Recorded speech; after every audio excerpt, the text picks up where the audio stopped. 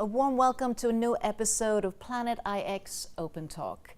My name is Sabinia. I'm Head of Sustainability and Impact at Planet IX, and of course also the host of these Open Talks. And here we are back again to talk to you, Planet IX current and future players, and talk about everything that revolves around the game. And we really have an interesting episode today of Open Talks. We're going to talk about exciting big changes and other amazing things that are happening within Planet IX and give you all the updates. And of course, I'm not here alone. I am actually here with familiar faces, cool colleagues, and of course, the masterminds behind all of this. So starting up with Felipe. Hello. Creative Director. Good to have you here. And then Felix, Hello. the man behind, the brain behind the game and COO. And also Christopher, our beloved Head of Community, always checking on Discord and everything else. So a warm welcome to all of you. Thank you. Thank you. Now, as I mentioned, exciting things going on and also some big changes going on, all for the good. But tell us a bit, why is structural changes actually going on now in a beta phase? I can take that one. I'll start asking you one question. What is beta? Beta, not only for us at Nibiru, but for a lot of other gaming companies, is a place and a time to test the game. So basically, you have designed something and you have a user experience in mind, and you have your game features and mechanics and the game loop, but the intention sometimes doesn't fit into the actual practical usage or playable of the game.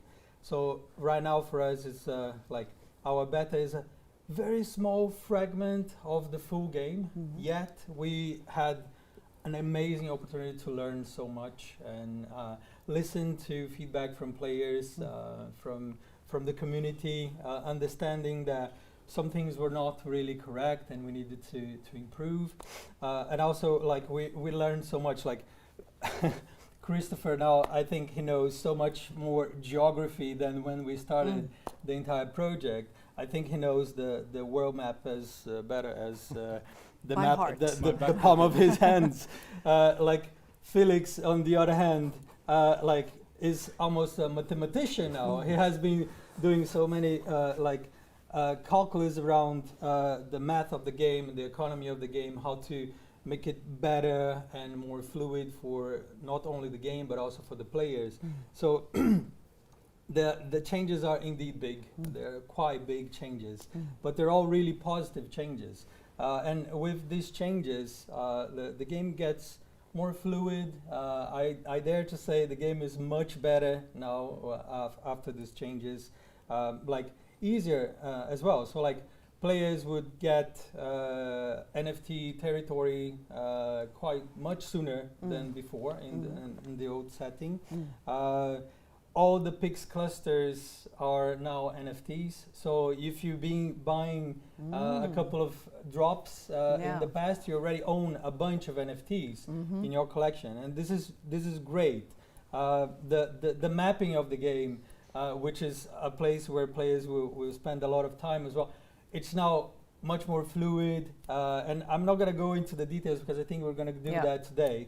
But it's so much better. And back into your original question, why now? Basically, we of course heard the community, heard the players. We saw the opportunity to make something better, and I believe that I cannot speak for everyone, but I do.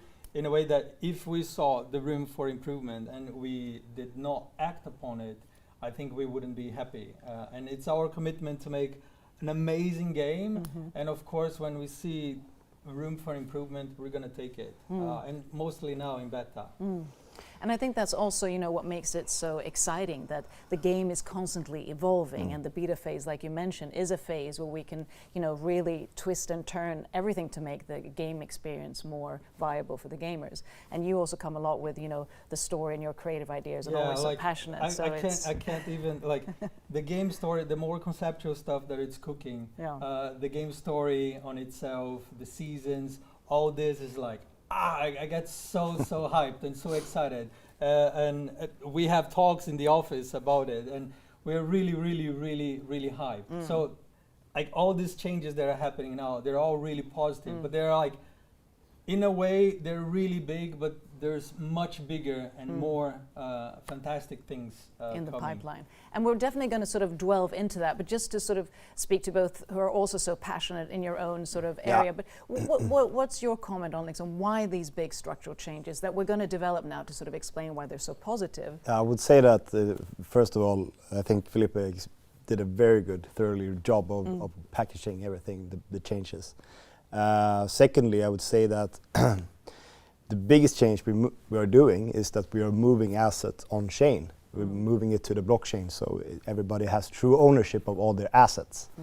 And if we don't do these changes of the mechanics, that would be impossible for us to do after we are on chain.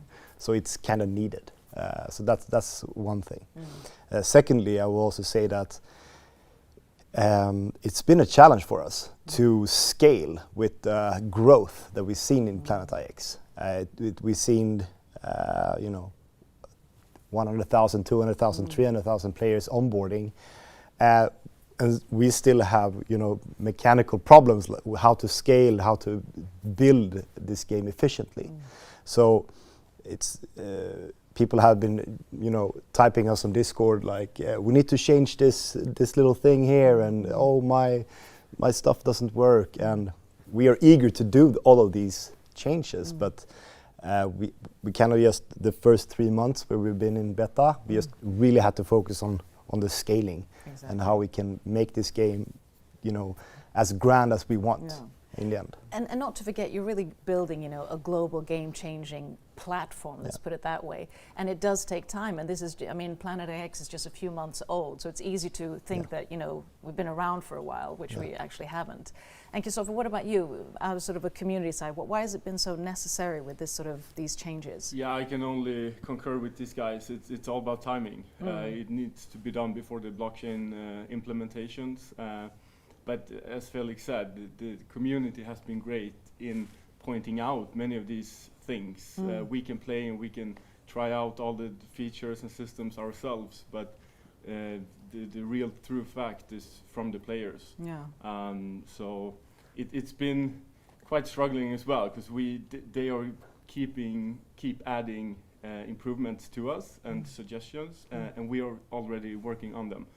So we have been working with this updates for a while now, and it feels really good to be able to show them and to make these changes in the game. And it's a very sort of nice way to show a very collaborative process, because where would Planet IX be without all of the players, especially in the beta phase? So that sort of collaborative process is part of the DNA as well.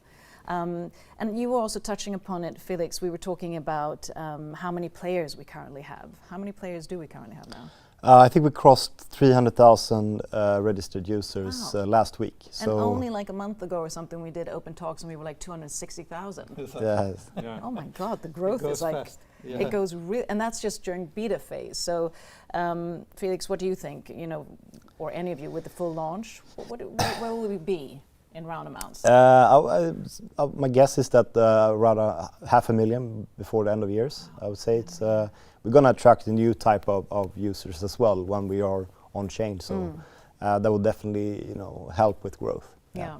And just looking at all the work that has been done, all the work that is about to be done. I mean, the marketplace, the play to earn, sustainability and impact, the story coming.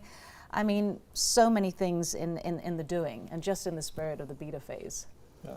So there's a lot of progress here. Yes, and much more to come, as you said. Much more to come. And also we need to do this one step at a time as well. We can't just roll out all the changes, because that would be a bit overwhelming, I guess, for the community. So we need to do it step by step. Step by step. So I thought we'd dive into the changes that are actually being made. We've done some announcements around them, but sort of dive into them. And my suggestion, just to make it sort of easy to understand, is that we go topic by topic. Perfect. That's okay? Yeah. Okay.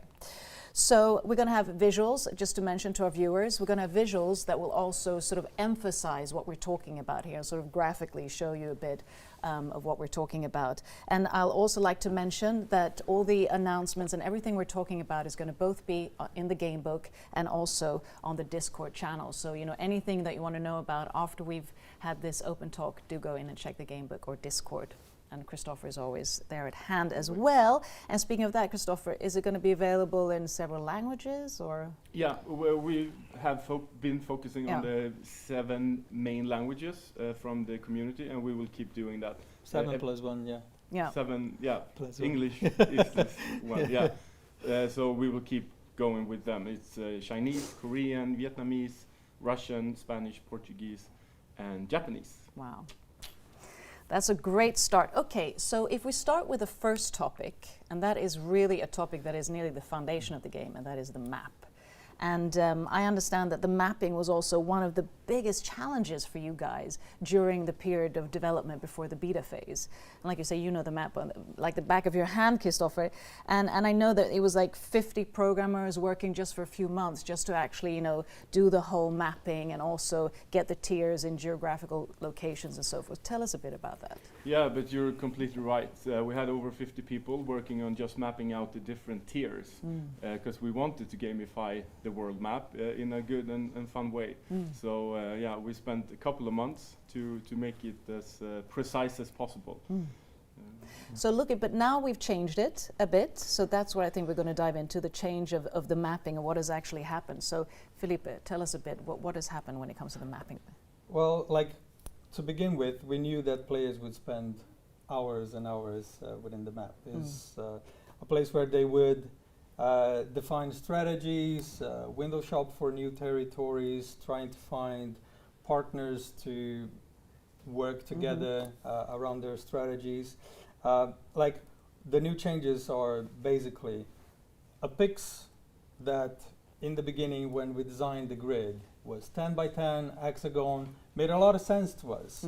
But when we started distributing those picks for all the players, like, I'll give you an example. So if you have what we usually call a cluster for legendary, you have 1 picks. But if you had a cluster of outlier, you had 1,000 picks together. And when we distributed that, it was 1,001 data points. So imagine, and this just for like 2 clusters.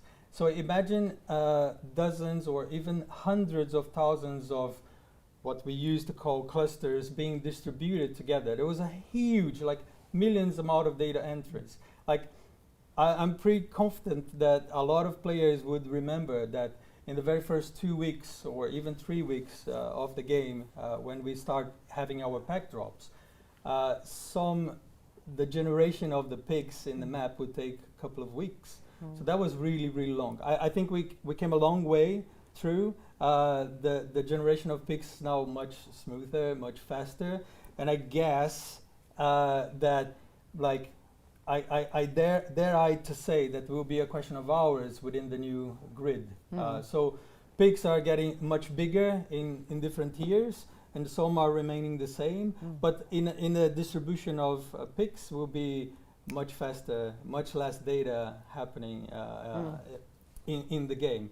And also I also have to say that the new grid looks fantastic. Yeah. Like, what we have today, we knew it was a beta and there was room for improvement, but the new one just looks so much more interesting. The picks are different sizes and you can zoom in and out without losing your grid, which is something that happens today in our game. You can also see the colors of the different tiers, and you can easily see what is yours, what is not yours, what is available. So yeah, it's much better an experience. Yeah, and it really gives a better overview, which of course is really important if you're mapping the whole world as well. You also touched upon it because the regeneration of picks. So if we dive a bit more into that, the need of regenerating all the picks, and sort of what does that maybe mean for, you know, players who already have, you know, collections going on? Yeah, well, that's a good question. I think that's a question that leads into a lot of stress from players, because they already started setting their strategies based on the distribution or the picks that they own. But with the regeneration of the picks, what happens is that, well, first and foremost, be assured that it's not going to be randomly done. You're going to keep your collections within the same drop zones. So if you bought a pack in Asia, in one of our very first drops, your new picks collections will be within Asia, within the same drop zone. We might not be precisely setting your picks in the same location that you had before, but it's going to be in the same region. But also what happens that, like with the new size of picks, you're going to get much bigger areas. Exactly. So in that to say, like a lot of other NFT games or platforms or collections, something that dictates the value of the assets is scarcity. And of course, with the bigger, much bigger size of picks comes a way bigger, a smaller quantity, which leads into scarcity. And of course, like in those examples that I was saying, like there's plenty of collections that they have very few assets still available or non-assets whatsoever available, yet the demand is still there, and so the value of their assets keep growing and growing. So it's good stuff. And I guess that's also what scarcity is all about. The more scarce it is, the bigger the value can become. I thought we would just look at a comparison chart to sort of show the picks before and after, so our viewers can really get a feel for it. So you'll see that in your screen now. And I also want to say, Philippe, or addressing all of you, I'm just trying to get one-on-one, so you're all involved in the discussion. But I think what impresses me and probably the players is also the fact that, you know, you've opened up a lot of important information that maybe, you know, in the gaming community, you have to either research or make an assessment that that's the case. But here you're opening up a lot, and it's, you know, it's unusual to make these kind of announcements, you know, also as a gaming studio. Yeah, it's true. Like, I think we've touched upon this before, and I can just reinforce that one of the core values of our company, Nibiru, is transparency. Like that to say, there will be a lot of data within the changes that everyone has access to. We're not trying to, oh, this is amazing. We're actually showing you how amazing it is, and you can not only make assumptions, but you can actually see the data and compare yourself. Also, like, to say, Felix and Christopher have been writing the game book. There's a lot of really rich information in the game book. There's something coming soon. Felix can talk a little bit about the white paper, which is basically a game book that incorporates the economy of the game, a lot of the information of, let's say, the rewards that players can get from NFTs, details in the partnerships that we have in green sustainable companies, and much more. So, like, we really want to give accessibility to everyone. Like everyone has easy way to get information of Planet X and understand what the game is about and understand the economy of the game as well. And like you say, transparency is key. I mean, that's also to be very valid for all the players and for the gaming community and so forth. So thank you for clarifying that. I sort of wanted to take it back to the size discussion. Size is always an interesting discussion, but in this case, we're talking, you know, about the picks and the clusters. The clusters get bigger, but the picks are sort of getting fewer. And just to say, so I say the right thing, if we look at outliners, it's from 100 square meters to 700 square meters. So in that case, a player will get 7 times a bigger area than before. Exactly, yeah. The outliers are 7 times bigger. Yeah, 7 times bigger in size. So it's from 100,000 to 700,000 in the outlier tier. And it's also like a multiple from 7 to start. So the legendary will be 300 square meters. And then the next step is 2,100. 15,000, 105,000, and then to end with 700,000. But interesting, that is going to change the dynamics in a way. So let me think here. So within, 7 times. Well, that's really interesting, and we're going to talk more about that, Christopher. But Felipe, thank you for clarifying all of that. Is there anything you'd like to add at this moment? You No? guys, did I forget Yeah. something? I'm just really proud because you start to talk about NFTs and scarcity, and it's just the whole team. I think the whole Yeah. team is starting to get everything because Exactly. not everybody comes from the crypto industry, and everybody's been really onboarded the last few months. And this is a great example. Yeah, it's a learning curve. Yeah, it's a learning curve for everybody. Yeah, for everybody, and that's the fun part as Yeah. well. But Kristoffer, let's look going forward as well. I want to talk or continue a bit about the amount of pigs. We already touched upon it now. But as I understood, so the cluster sizes are much bigger, and of course that means the pigs are sort of decreased in the game. But just what comes to mind, does that mean that the game will actually end sooner? As you know, it's growing more. No. I mean, we look at it as a finite game or infinite game. Sorry, not a finite game. Yeah. We don't know where we will take this going forward. We keep developing as we get feedback, as we see people putting up strategies and so forth. Up to today, we have already planned all the way up to 2024. Oh my God. So all that yeah. to say that the game is much longer than just a few months or just next year. Yeah. So we have a big plan. There's definitely a longevity to it. Exactly. So what is happening actually is that the first phase would end sooner, which is the collection of pigs. That's why we went from 1.7 trillion pigs down to 1.7 billion pigs, more or less.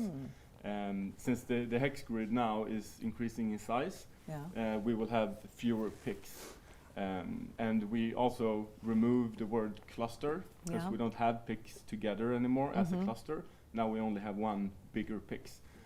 So that is basically the biggest difference. But that is an advantage for the next phase of the game, which is developing the territorial NFTs into area, sector, domain, and federation. So in a way, you can say that we are speeding up the first phase, but that only enables many other cool features later. Of course, So the territory NFTs, so how are they sort of being impacted by the changes? You touched upon it now. Yeah, we will keep the same amount. Yeah. We're adding one zone lower. Yeah. We started with sectors before. Now we're adding area, which is a bit lower. I know Felix is going to mention that as well. That's only to, again, speed up the process and make people reach that level a bit sooner. And this is where the true ownership of the NFT comes into play, the yield-bearing assets, which is a very interesting aspect in the game. Definitely. And then, like you said, there's a federation, there's a domain, and there's a sector. And people who actually come in and whoever buys, so they always get instant access to rewards connected to that. Yeah, so everything is on blockchain. You can, of course, trade them in our marketplace, but it's also possible to trade on OpenSea, for example, or any other blockchain-based trading marketplaces. What you do need to have to get the reward, which is aggregated, is an account at Planet.ix. Yeah, because exactly. I was going to ask that. Yeah, because you can buy and sell and trade your NFTs anywhere and how you want to do it. But in order to actually get the reward, you need to have an account at Planet.ix. Okay, so that they can come in, they can get an account, and then they can claim an account. Claim the rewards. Claim the rewards. Open an account in Planet.ix, claim the rewards, and hopefully they want to stay in the game and continue. But you don't need to actually have more assets than that. You know, I mean, that's the intention, obviously. Exactly. And we have the marketplaces outside of Planet.ix as a good marketing arena as well. So. And Felix, I'm soon coming to you, but Kristoffer, just one more thing, the new tier classification that we also haven't touched upon yet, but that's natural reserve and the metropolitan area. Yeah. So tell us about that. So this is the biggest difference we actually are making in the game when we're changing the classifications inside the tiers. the original idea with having natural reserve as the rare tier was because we're basing it on the real world sustainable renewable input or output or both. But that's why we wanted natural reserve as a higher ranked tier. Yeah. But now when we're redoing the grid, the numbers basically just adds up more efficiently. It's easier to understand for the players if we move it down a bit. And so we move up metropolitan area together with capital city in the rare, which in a way also make more sense compared to the other classification in the tier. Yeah. And then, like I said, in uncommon, now we have coastal line, same as before, together with natural reserve. A lot of changes, but it's still quite, you know, I'm sure basic. And if people want to dive more into this, like we said, it's going to be information both in the game book and on Discord, right? They can ask questions around it. Okay, so Felix, when it comes to you, of course, your passion of interest, NFT-specific questions, whether it's regarding Planet IX or NFTs in general. So I thought we'd dive into that. And let's go straight to PIX clusters. So with these changes, every PIX cluster is now an NFT within Planet IX. Yeah, so every PIX cluster is first and foremost a PIX only. There's no more clusters. No. They're getting bigger. Yeah. And all of these assets, all of the PIX are now NFTs. All these PIX are now NFTs. And I need to learn that the clusters are not part of this anymore, so I keep saying clusters. I know. It takes time to get acquainted to this. Yeah, the PIX, yeah, exactly. So it's a huge change, and it's going to be very demanding for us to we're gonna be the biggest NFT-based game probably in the world, but definitely on Polygon, the blockchain that we're using for this game. And currently there will be 80 million, 90 million NFTs launched at when we're doing the launch, distributed to all of our users based on how many clusters they had before. Exactly. So that's a lot of assets. That's definitely a lot of assets. And speaking of assets, so if we look at the difference in comparison to the landmark NFTs, or maybe even sort of the territorial NFTs, what is that? What's that? So the territorial NFTs are the ones that you play or develop with your own PIX. And when you add the PIX close to each other, you start to create the first is the area and so forth. And that will actually evaporate the underlying PIX when you turn them into an area or a sector or domain or a federation. So the PIX count will get less and less and less. So from our starting point, it's 1.7 billion. We will end up in something like, what is it? 200 million? Yeah, 200 million in the end. So it depends. And maybe, a year from now, maybe it will be even bigger NFTs, beyond federations, kingdoms, I don't know. Who knows? Queendoms. So that's a teaser. Right? Who knows? But the thing you have to understand is that in order to develop it, you have to destroy the underlying PIX. So it will be less and less and less in PIX and more bigger territories, such as areas, sectors, domains, and federations. So the other part you're asking is the landmarks. And these are set and predefined NFTs. So there's two different NFTs classifications in the game. And they are, we have deployed them already. And the biggest changes to them is that they can be co-owned. So dependent on what kind of landmark it is, it has a kind of a rank from 1 to 5. And dependent on where they are located, in what tier, it gives you a number of shares that people can have the luck to get through the drops. So that's also really a huge improvement of how we designed it earlier. Exactly. Yeah. And so you can co-own, but also speaking a bit before we talked about you can actually sell your NFTs and assets. within the Planet IX, but also on other platforms like Open Space. What are the sort of advantages of doing either or? I mean, when you use the marketplace in Planet IX, all of the people who are there knows the game pretty much. Looking just at an asset at an outside marketplace, maybe it's hard for them to comprehend like the utilities that they carry. But people in our Planet IX community, they understand, they know, they can value it probably, you know, out just from the utilities alone or from some other criteria. Yeah. So that's the main difference. But it will work effortless on every platform, basically.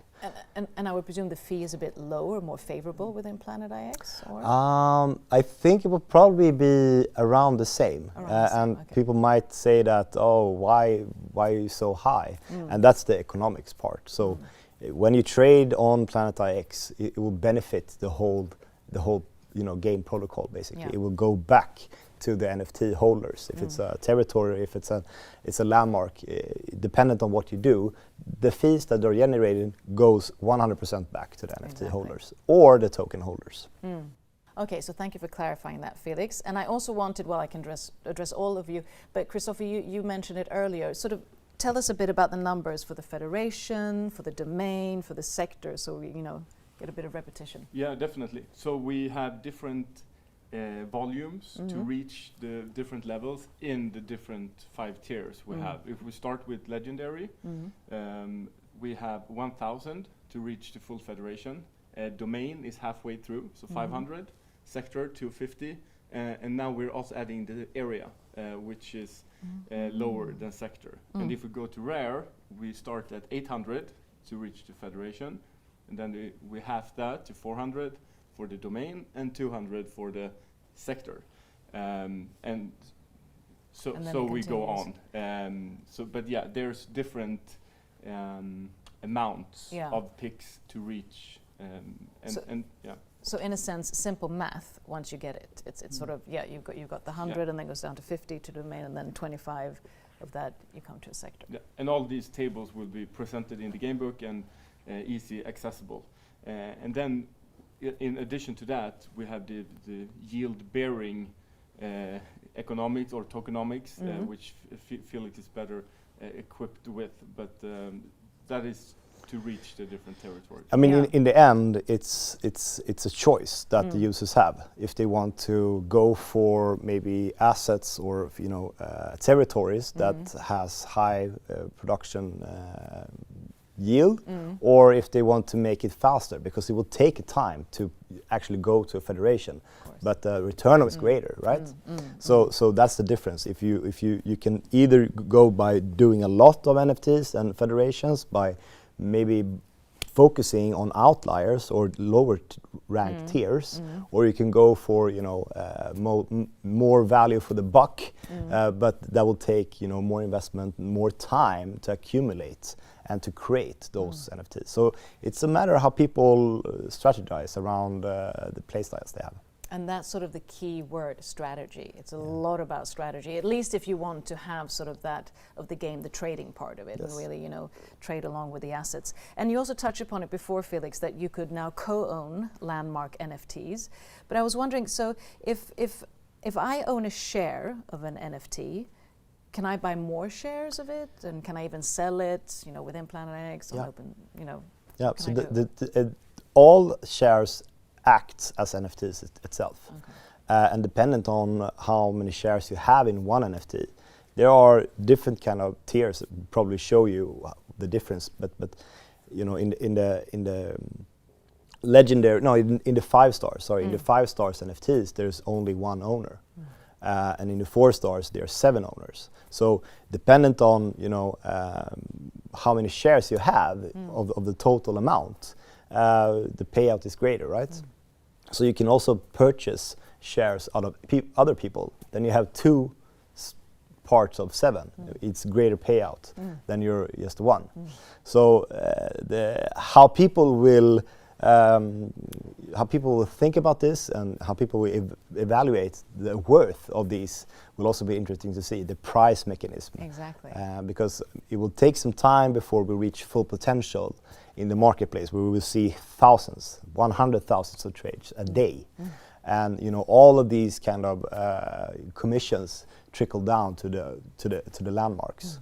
So it's I think if people get a hold of these NFT shares early on, we will see some sell out quickly. But I would say my guess is that you should probably just hold it for a while. Yeah, exactly.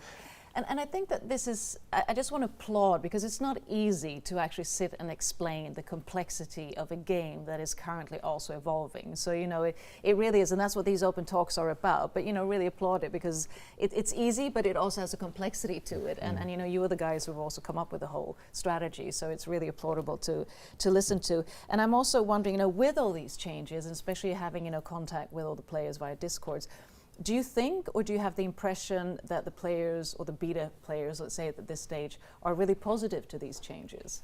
Yeah, I think changes are hard in general. It takes time to adapt and get used to it, like everything, all projects and services we have been used to. I remember first time Facebook did their main update and change, just didn't feel good at all.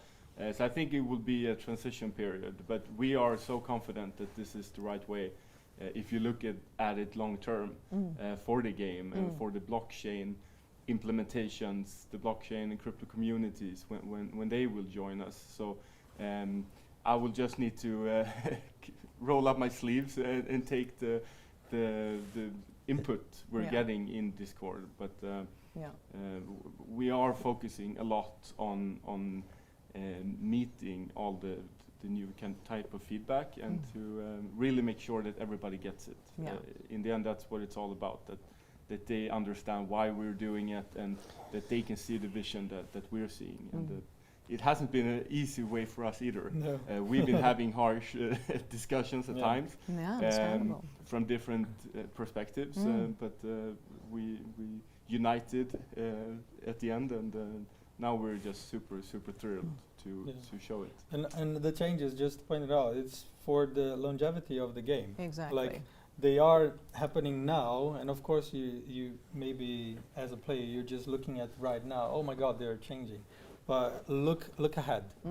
Like, once we hit the blockchain and once we are a year ahead from today, you're going to understand that those changes were crucial. And that's why you have the game that you have in a year from today. And we can never do the changes in a year from now. I think that was what I was wanting to emphasize once again for all of our viewers to really understand. I mean, everybody's invited for a journey in a beta phase. And a beta phase, part of it is that you get the benefits of being part of the game from the beginning, but you're also part of all the changes and evolvements of the game. So there's sort of a patient aspect to it too, but you're actually grabbing onto something before everybody else.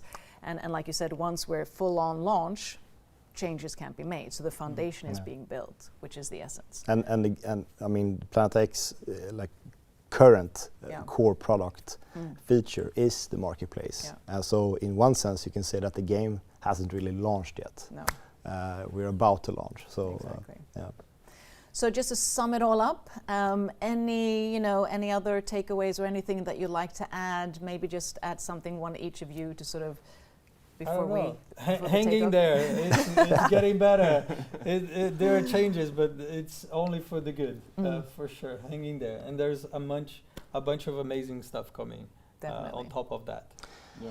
And I think that we know that there's been a lot of players or communities already starting working as DAOs, working as collaborative parties, and soon we will launch more tools to help you evaluate that. But the changes we are bringing to life now, and they will be making those kind of organizations much more easy throughout every step of the game, both in terms of how we built the smart contracts to how the design is also like visually easier to make strategies around the map. Yeah, it really is like three parts of this. One is the map load. Felipe talked about loading faster for the map. The other one is design. It will look so much better, more or easier overviewed, and nicer. And the third thing is the NFT and the blockchain implementations. So we've been working hard to actually make it. One last thing is about the NFT shares for the landmarks. They will both be handed out through the pack drops, but also the raffles that we're working on implementing and showing quite soon. So we're aiming for 15th of October for the first raffle, and that will be one important next step of this first phase as well. So exciting. Once again, thank you, thank the team for all that you're doing. This is such an exciting journey. So thank you for sharing your expertise and your knowledge on this. And of course, thank you to all of you players, because it's your collaboration that also makes it happen, so that we can take this beta phase and start to fly in November for the launch. And we can't wait to invite you to the, the full launch experience, and also invite you to the real game story of Planet IX that we're going to reveal soon. We'll be back again with a new open talk, so stay tuned. Until then, stay safe, stay healthy, and thank you for watching.